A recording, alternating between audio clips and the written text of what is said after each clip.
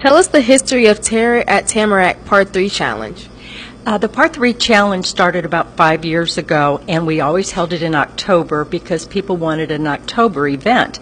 Well, over the last 4 years, I discovered that in October it can rain, it can snow, it can do a lot of nasty things. And so this year we've moved it up to August, and we're hoping to have the same kind of response that we have had at our typical Terror at Tamarac.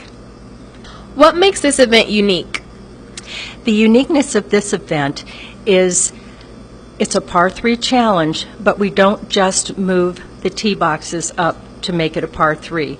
We've made the course very challenging, where you have barriers that you have to hit over.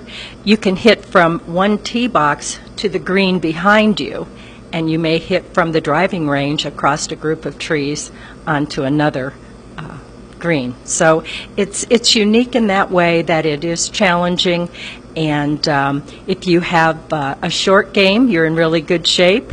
You don't really even have to be a super golfer, because if you can putt and your partner has the drive to get you to the green, you've got a team. Why do you continue to host this event? I continue to host it for a couple of reasons, one of them being that the American Cancer Society, in my mind, is just a very valuable asset here. And to know that the money goes to that cause, to me, is very rewarding. And people have really enjoyed the challenge, and they ask me, when are you going to have that par 3? Because it's not like any other we've ever played. So that keeps me going. What feedback have you received from past participants and sponsors? From the participants, they're always anxious to know when the event's going to be coming around again. And the sponsors are always like, okay, I've been waiting for your call. They're always very willing and very generous with their donations. It surprises me how they just keep coming out year after year, and it's very heartwarming. Can you give us some details regarding this year's event? The event this year starts at 10:30 for registration. It's August 25th. There will be a golf cart ride for the ladies, and there will also be a balloon ceremony prior to the actual first tee time, and that's very moving. It's around our practice green, and all the ladies gather around. We hold hands in a circle, and then we release our balloons at the end of a little prayer that we do. And we have 2-man teams, and the teams are $100 a team, so that's $50 a person. And we're hoping that some people will maybe ask their businesses to sponsor them. We have 3 divisions. There's men, there's women, and there's a mixed division. And there's prizes for all of those categories. For best dressed, there's a category for the golf carts. So we'll be able to, trick your golf cart out and make it look spectacular, and so there will be a prize for that. We have cash prizes for first place winners. There's 50-50, and there's a specially made Hope necklace that is made by Jewel Master, and it's made special for us this year, and so we'll be trying to make some money on that beautiful piece as well. Tim Hortons is providing cookies and iced tea for us prior to the event, and Sweet Caroline's is going to be providing a chicken dinner that will be free to the players, but if you're not a player, you still have an opportunity to get a chicken dinner for $8, which is a really good deal for Sweet Caroline's. So there's a new Ford Fusion from Leiahnni Ford that will be awarded for a hole-in-one on number 6. There's 3 other holes where there will be a Caribbean cruise, there will be Edge Woods, and there will also be Yeti coolers for those other holes.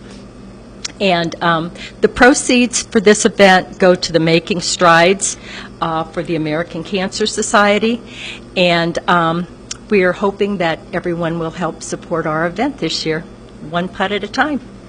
Can you participate or support in this event if you're not a golfer? Absolutely.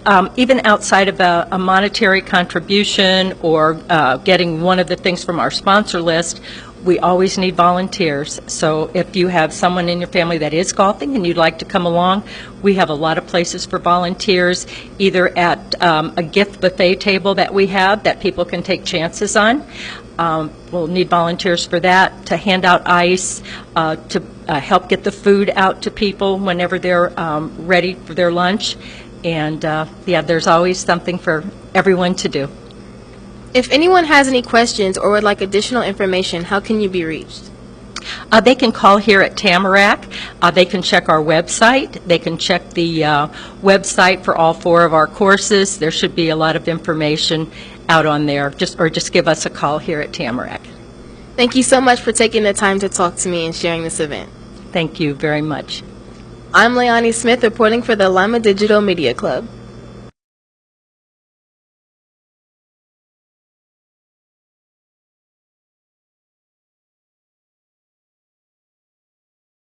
Thank you for coming on board as a sponsor. What are your thoughts on this program? Well, first, thank you for asking me. It's our pleasure, really, to be able to support such an amazing club that not only helps kids learn the art and skill of digital media journalism, but also is an amazing way to be able to just spread what charities and events are going on in this community. And again, I praise the youth that want to be so involved, because if the youth aren't involved, you're going to have a dying community. And I think organizations like this are just extremely important to the future of the community, and I'm so happy, my wife and I are so happy to be able to support you guys. What other community activities do you support? A lot of the community activities we get involved with, we've been involved with Pickles Blues Festival. We've been very active with Art Space Lima. We really like to support the equestrian therapy. And we leave that door open to a lot of schools that want to come in, a lot of athletic booster programs, music especially. Like we're very willing to help a lot of the music boosters in this area, because music is so important to us. And the Ohio Digital Media Club, is another one here, that I like to support. It's just, you have to be a community supporter. You have to be able to help and give back. It's the best thing that we can do as a local business. Well, thank you for everything you do for this community. Oh, well, thank you again, and you did such a good job, and I can't wait to see all the other things you do. Thank you so much for becoming a student sponsor for this program. What are your thoughts on it? Like I said, this is the first time I really have heard about it, and I'm really blown away. I think it's a great program, and more kids should definitely be a part of it to give them a different view on life, because most people, when they see people on TV, they just feel like they can never make it to that level, no matter what the level is. And so I think that opportunity needs to be definitely broadened. What other community activities do you support? Well, since we've opened, we have donated to the Neighborhood Relief Store, Neighborhood Relief Thrift Store, hygiene products, Fresh and Faded, to their Christmas toy drive.